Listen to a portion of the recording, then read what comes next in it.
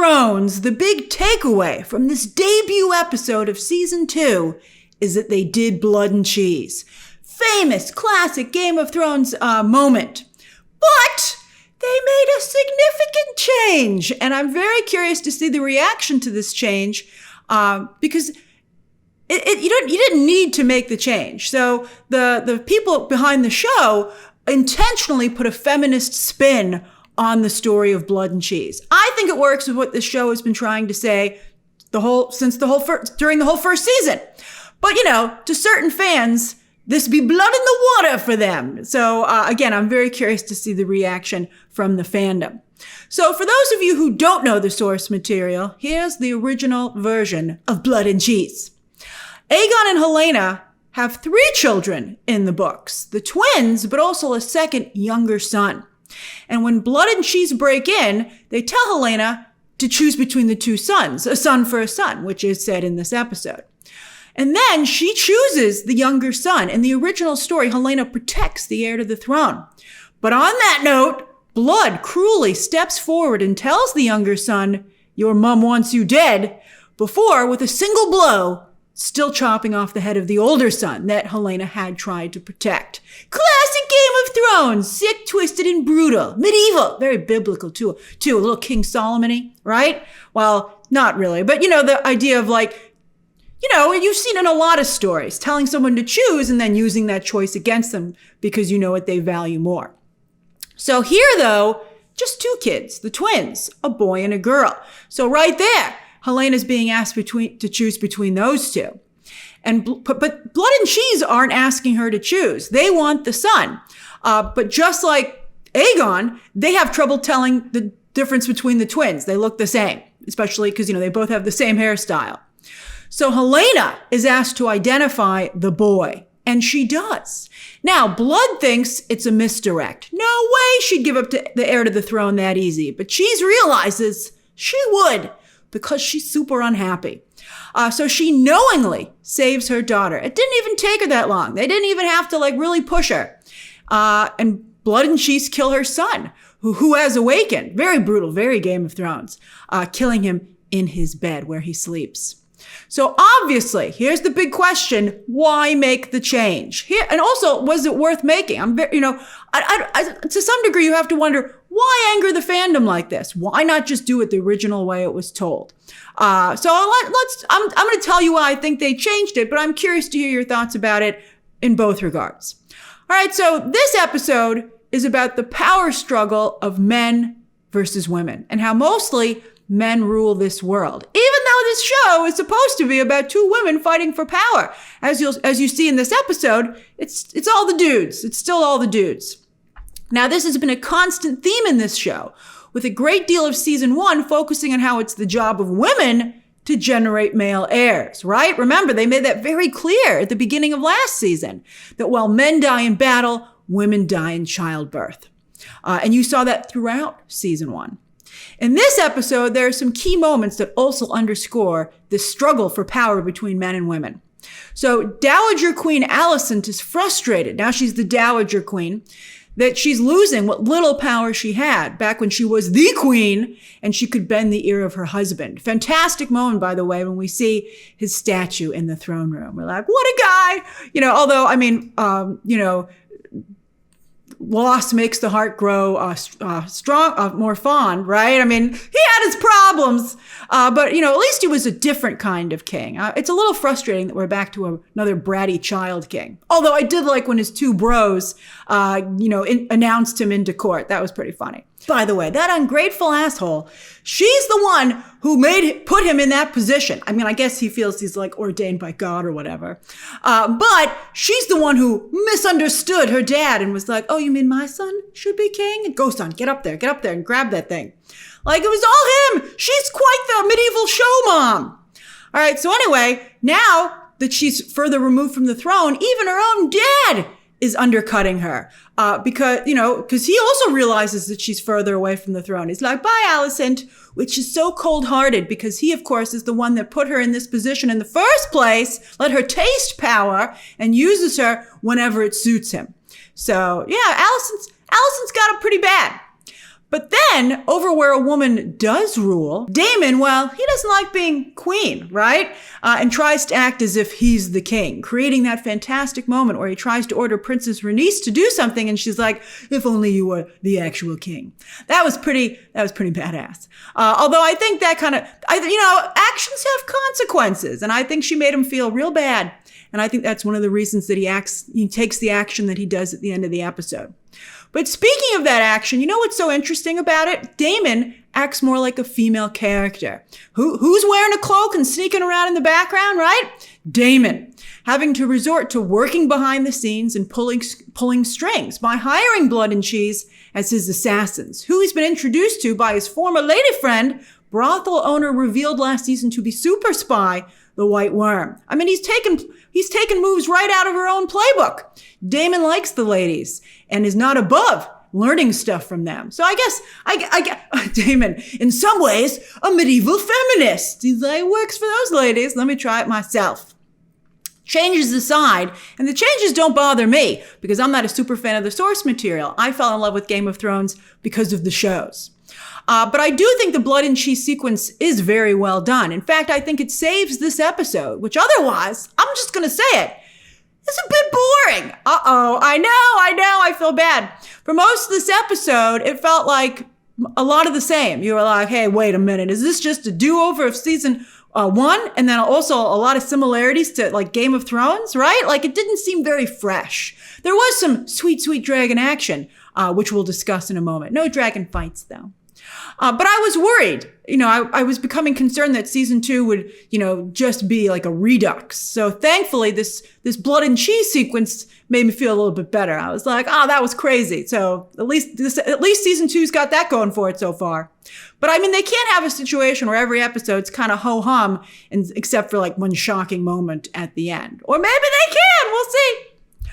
Also, speaking of stuff I don't like the new intro. I don't like it at all. I get the whole medieval tapestry bit, but it's not even a tapestry. It's more like linens. Is the embroidery supposed to be alluding to the female characters? Often, an art form, for women to, I guess, to have something to do between having kids. I don't know. I find that kind of insulting. I'm like, these women are supposed to be very powerful. And you have sewing as the intro to their show? It just doesn't work in my opinion. And again, as a female viewer, as I said, I find it a little insulting. It's often, and it's also hard to tell kind of what you're looking at. I've watched it a couple of times now and I'm starting to be like, oh yeah, it's season 1. But I don't care. I don't even think the sewing's that good. I'm not like, look at the craftsmanship. I'm like, I give it a B for that craftsmanship. And that's generous. Maybe B-. Go back to sewing school. All right, the previous intros, both for Game of Thrones and season 1 of House of the Dragon, really drew you in. They got you ready. They got you in the mood for the show. You were like, let's go. This one to me screams one last chance to head into the kitchen or check the bathroom, right? Or fast forward it or skip it. Some intros you don't want to skip because again, they set the table. They set the mood. Game of Thrones is that way. Shogun has an incredible opening sequence. I would rather not have an opening sequence than have this one. So what do you think? What do you think of this new intro? All right, but I love the casting of Cheese. Oh, that was beautifully done. To me, he makes this scene. Not only does he have fantastic facial hair, is that mustache twirling itself? But his eyes, they flicker in the fire, the torchlight. So nice. I was like, wow, that guy has such an incredible look.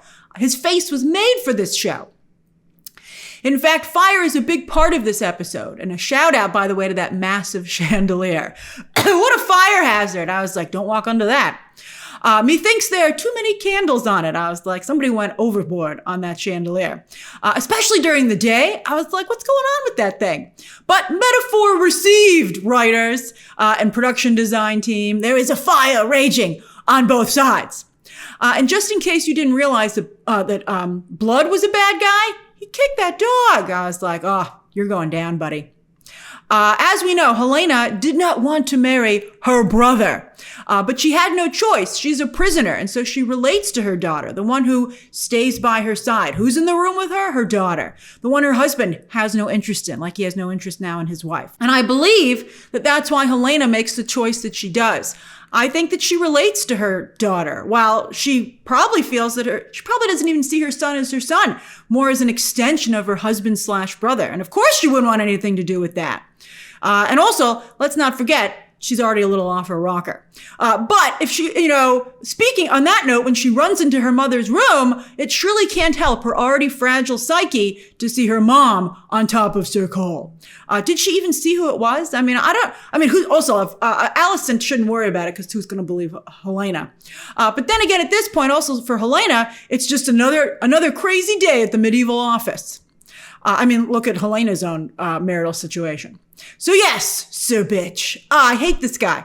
I wouldn't be surprised if whenever he's with Alicent, he's thinking of Rhaenyra being like, just wait until she finds out I'm hooking up with her best friend. As I said, what a loser. I can't believe Aemond would hang out with him. Come on, Aemond. I can only hope that he's just using Cole to get what he wants, which is a different type of action back on the battlefield. Aemond, how do you get your hair so straight? I love that all the other characters have like realistic medieval hair, right? They're like, it's the best they can do at that time. But not Aemond. He wants it. Aemond wants to have amazing hair and he finds a way to do it. Is there like a medieval version of a hair straightener in his room? Maybe he heats up his sword in the fire and then straightens his hair with that. It's just hilarious. He looks phenomenal. Wow. It looks good. Whatever he's doing, it's worth the effort. I also like the way that the actor moves as the character. He just almost is like a snake or a dragon, like just waiting to strike. Or I've seen some people compare him to a cat. I saw a very funny meme version of Aemond, which I was like, oh, that's actually pretty accurate. By the way, kudos to Cheese, who actually got them to Aemond's room. That guy, he said, he's like, well, I don't know the upper area, but he did it. He got them into the actual room. I was like, wow, Cheese, you're not a total idiot after all. Although, of course, total idiots or even partial idiots are sometimes the most dangerous people, as here proves to be the case. But, Aemond was not home, so they went looking for a different son. All right, so yeah, Aemond doesn't like working security for the Red Keep and tires of the diplomacy, just like his brother does, that their grandfather, Otto Hightower, the current hand, more on that in a moment, is working for. Get this dragon war going. I think fans feel that way too. They're like, isn't this the dance of the dragons? I don't see no dancing dragons. I see a lot of talking dragons. And he has some not very nice things to say about his mother. Does he know he's talking to his mother's lover? I would hope that he does, or Aemond is not as cool as I thought he was. He's like, oh, you can tell my mom I said that too when you're with her later. And you're like, well, Aemond, you're badass. I guess that's another big question for this season that we've been wondering since last season, the end of last season. Is Aemond just all posturing, or is he truly a Daemon Jr.? At least he's smart enough to understand what his grandfather Otto is putting down, right? When he's like basically saying, your brother is a dummy, and if you continue to be the better option, aka behave yourself, then maybe you'll be king someday, sooner than you might expect.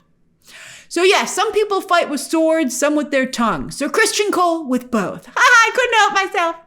All right, so anyway, while most here want the Iron Throne, some just want to be the ones standing next to it. Otto, his daughter Alicent, and then of course, Larys Strong, Alicent's stalker. Talk about a rat loose in the castle. I love this actor though. Alicent has really let this guy get out of control. And now he's swapped out her entire staff with his own people, claiming it's to stop leak. They did have a leak problem, with news getting out to the other side. But, he didn't offer the chance to choose their own people. He's like, don't worry, my people will protect you. And maybe kill you if I feel like it. That's basically what he was putting down. And Alicent picked that up. And that's why she has to scrub her own back now in the bathtub. So that's what she was like, I can't reach all the places. It's actually a really serious problem, though, and now her world has gotten even smaller, which will actually benefit Sir Criston Cole, because now he's pretty much her only lifeline out of this mess. He's the only one still standing by her and under her. But Alicent better act fast to take care of this problem, because Larys Strong is angling to replace Otto as the king's hand. At least that's what I got out of it. I'm sure some of you are like, Grace, in the books, Larys Strong never becomes the hand. I know. But I think, this show has proven that it's not above making changes. So, I mean, so basically, I will tell you that I think Larys Strong would be a fantastic hand for Aegon. I think he's a good match with him. These names all sound so similar. No wonder Alicent got confused. So Aegon and Larys Strong are a very good match. And also, I think that, Otto is really creating some job insecurity for himself. I don't know why he would be so stupid as to undermine the king in public. You're like, Otto, how can you be so dumb? All right, now let's talk dragons. And again, there was no like dragon fighting this episode, but I guess what you got a little dragon world building, right? I mean, but again, this whole House of the Dragon is supposed to be about dragon fighting. And I think after the incredible ending of season 1, that was just so amazing. You would think that they would, they'd keep the pedal to the metal, but instead they've eased off of it, definitely. We got that nice shot, that wide shot of how, you get on and off of dragons. That was kind of cool, right? The dragon landing area. I was like, oh, that's cool. And also you got to see that riding a dragon can be very dirty, like riding a motorcycle. There are bugs on their faces too. But also they wear leather gear, just like bikers. Some of those jackets were pretty sweet.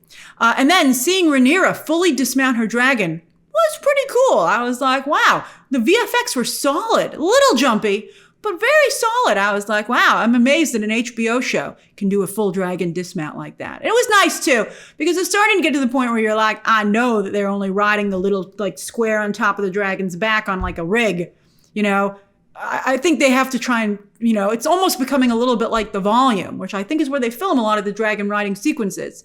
You want it to feel more like they're really like on these dragons and have like a relationship with them.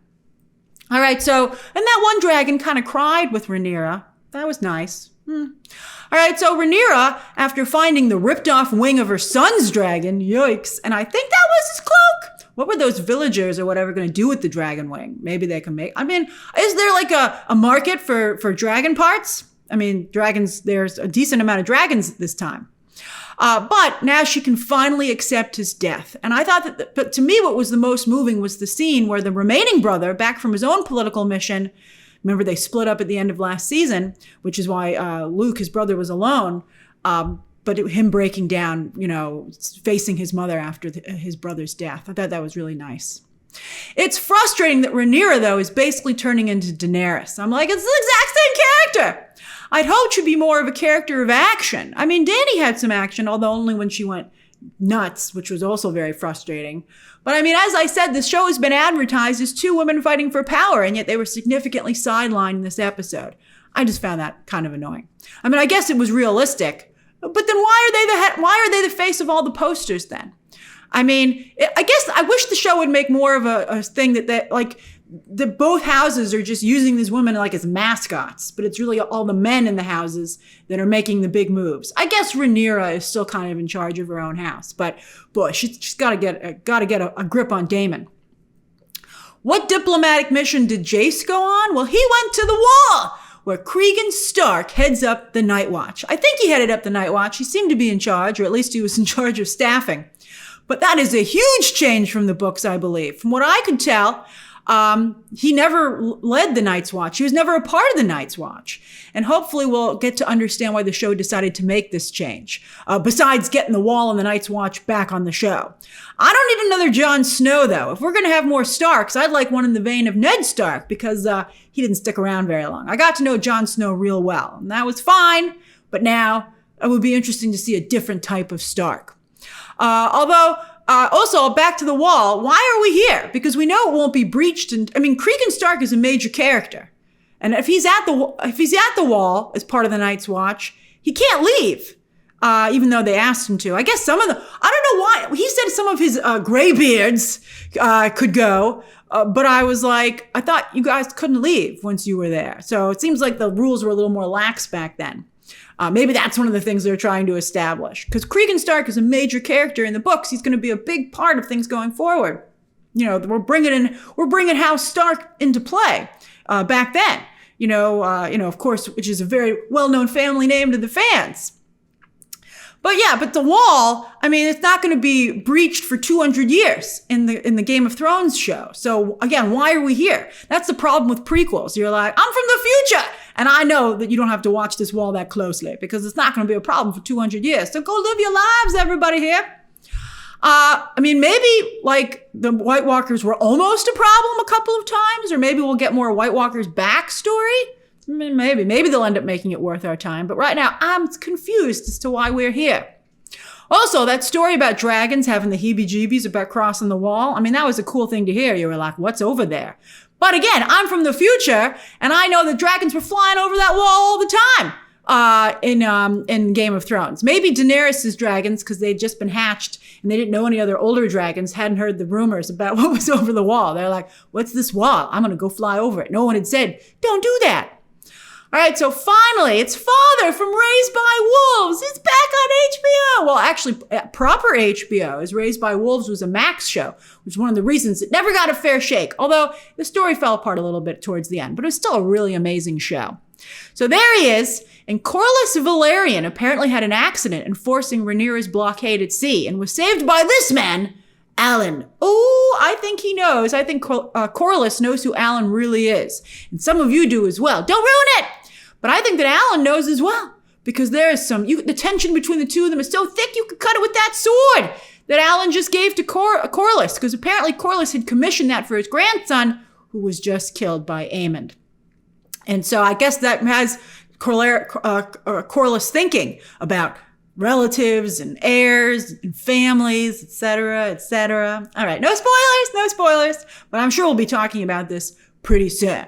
Speaking of the Velaryon family, where the heck is Laenor? Because, of course, this show, another significant change from the source material, Laenor lived. He escaped, thanks to Daemon, by the way. Daemon helped him out, so I guess Daemon's got that going for him when it comes to balancing his ledger. Black Widow shout out.